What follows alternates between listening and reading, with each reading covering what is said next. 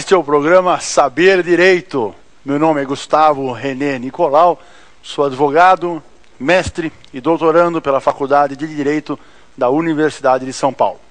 Na nossa última aula, conversamos sobre a transmissão das obrigações. Fizemos a cessão de crédito, a assunção de dívida, transferimos então as obrigações tanto do lado ativo quanto do lado passivo, cada uma delas com as suas peculiaridades jurídicas. Na aula de hoje, nós conversaremos sobre um assunto muito importante, que o credor adora: pagamento direto e as suas consequências jurídicas. O nosso e-mail, para você manter contato comigo, com a produção, com o programa, é saberdireito@stf.jus.br. Muito bem.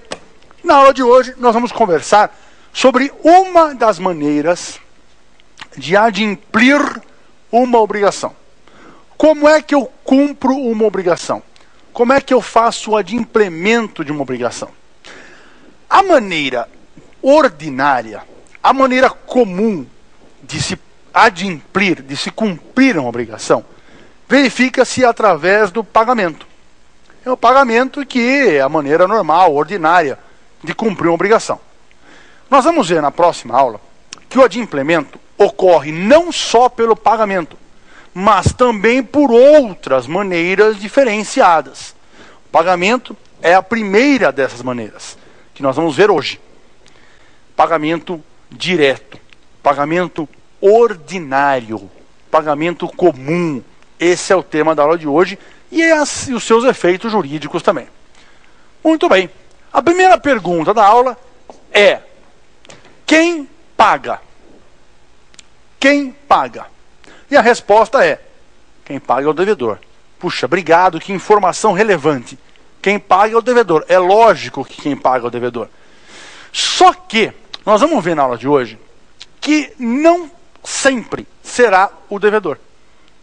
Por vezes, pode ser um terceiro que paga a obrigação nas mãos do credor. Pode ser um terceiro. E esse terceiro pode ser interessado juridicamente ou não interessado juridicamente. É o que nós vamos ver daqui a pouco. A outra pergunta muito importante da aula de hoje é: a quem eu pago? Eu pago para o credor. Uma resposta óbvia. Claro que eu pago para quem é credor. Só que na aula de hoje, nós vamos ver hipóteses em que você paga para o credor e não vale, e quando você paga para quem não é credor e vale.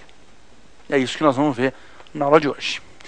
Antes de entrar nos detalhes, para quem que eu pago e quem paga, nós vamos ter que responder outra pergunta. E a pergunta é a seguinte, simples pergunta: onde eu pago? Qual é o local ordinário do pagamento? Qual é o local normal e ordinariamente previsto para que uma obrigação seja adimplida, seja cumprida? E a resposta é a seguinte: o local normal, o local ordinário para se pagar uma obrigação, para se adimplir uma obrigação, é o domicílio do devedor. É, segundo um aluno meu, a regrinha do seu barriga. Conhece o seu barriga? O seu barriga ele vai receber, não vai? Porque ele vai no domicílio do credor receber a obrigação. Ele quer receber. Então ele se dirige até o devedor e quer receber esta obrigação. Esta obrigação, que é a regra, recebimento no domicílio do devedor, essa chama-se quesível, obrigação quesível, ou obrigação querable. Obrigação quesível ou obrigação querable. Essa é a regra. Sujeito, credor, se dirige até o devedor, no domicílio do devedor, e recebe a prestação. Essa é a regra. Essa regra pode ser afastada pela vontade das partes. Nada impede, por evidente, de as partes convencionarem, de as partes combinarem que o pagamento será no domicílio do credor. Aí, o devedor dirige-se até o domicílio do credor, portando a obrigação, e vai lá pagar nas mãos do credor. Essa obrigação leva o nome de portável. Obrigação portável, também chamada de portable. É a exceção, não é a regra. A regra é a obrigação quesível. Tem um jeitinho meio simplório de decorar isso. Na obrigação quesível, é um método mnemônico que eu inventei. Na obrigação quesível, o credor quer receber. Então ele quer zível. Ele quer receber e vai até o domicílio do devedor. Pronto, você nunca mais esquece. Quesível é a regra. É a regra do seu barriga. Ele vai lá na casa do seu Madruga e pede para receber. Não é isso? Agora, e a obrigação portável? Bom, essa, para decorar, também tem um método mnemônico. Funciona assim. O devedor, ele porta a obrigação no seu bolso. E ele vai portando, portável, até o domicílio do credor e paga para o credor o que ele estava devendo. Pronto. É a portável e a quesível. Não tem lá grande implicação prática quando for dinheiro. Porque dinheiro também você sabe, né? Faz uma transferência bancária, 2 cliques no mouse e acabou o problema. Não tem portável, não tem quesível, não tem nada. Tem só o Windows, né? Resolveu o problema. Mas terá grande implicação quando não for dinheiro. Imagine você que a obrigação é de dar tomates. Pronto, para um restaurante.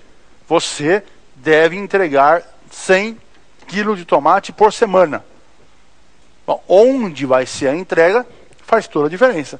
Será que é lá no interior, lá no sítio onde se produz? Ou será que é no restaurante que vai ser feita a entrega? Isso muda tudo, não é verdade? Muda toda a relação obrigacional. Agora, o importante disso tudo é entender uma regra que está no Código Civil, que diz o seguinte: se tiver combinado que a obrigação é quesível, o credor quer receber, dirige-se até o devedor, quer receber e vai embora. Se tiver combinado que é quesível. Mas, ainda assim, o devedor sempre vai pagar lá no domicílio do credor. Portável. Quer dizer, era quesível, mas nós nos comportamos como se fosse uma obrigação portável. A gente se comportou como se a obrigação fosse portável. E aí?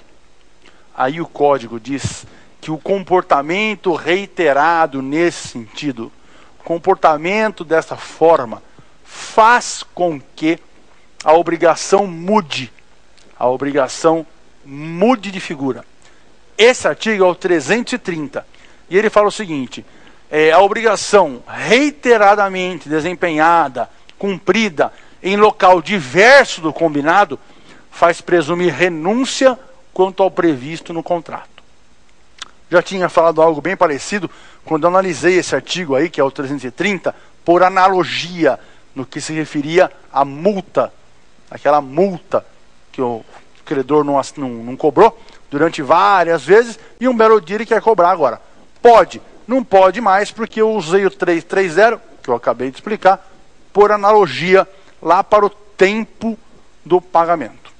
Então, não tem muito mais o que falar a respeito de lugar do pagamento. Tá? E a forma de pagamento? E a forma de você cumprir uma obrigação? Bom, há maneiras de cumprir, há modos de cumprir uma obrigação. Aliás, então, por exemplo, quer ver? Ó,